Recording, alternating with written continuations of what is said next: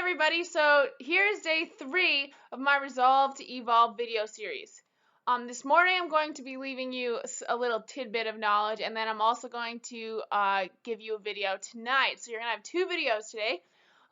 So this morning, I hope that you've all been thinking about the last year, 2015, and you've taken some time to consider your strengths, your behavioral styles, what drives you, what motivates you, kind of figure out what's truly important to you, because that's what we need to focus on. So, there are tons of New Year's resolutions out there, and you can make it whatever you want it to be. Basically, though, there's always those big ones that people really want to stick to, but they tend not to, and that's just because the resolution ends up being a little too vague to measure. Some of those might be like, I want to lose weight, I want to be debt free, I want to eat healthier, I want to be happier, I want to not be so negative or hard on myself.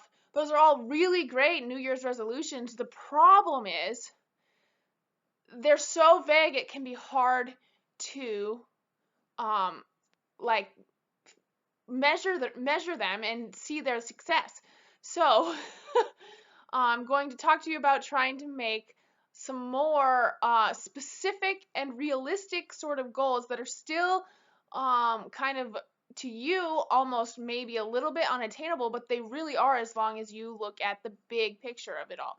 So first, I'll give you an example of one of my goals. I know that family is pretty important to me, but my actions are not exactly showing that, in the sense that I live far away across the country from most all of my family, and there are 3 individuals in particular who I always visit when I'm home, but I only get home maybe once a year, and so I want to make a point to talk to them more. Those would be my grandparents. So my resolution for 2016 is to call them on the phone once a month. At least once a month I will talk to my grandparents, because I go at least a year sometimes without even talking to them, by the way I've been going about my business lately. And so that is something important to me, and that is my New Year's resolution, one of them. Call my grandparents once a month. So that is kind of what I'm getting at. You can do the lose weight or eat healthier, but we need to look at the big picture. How are you going to do that?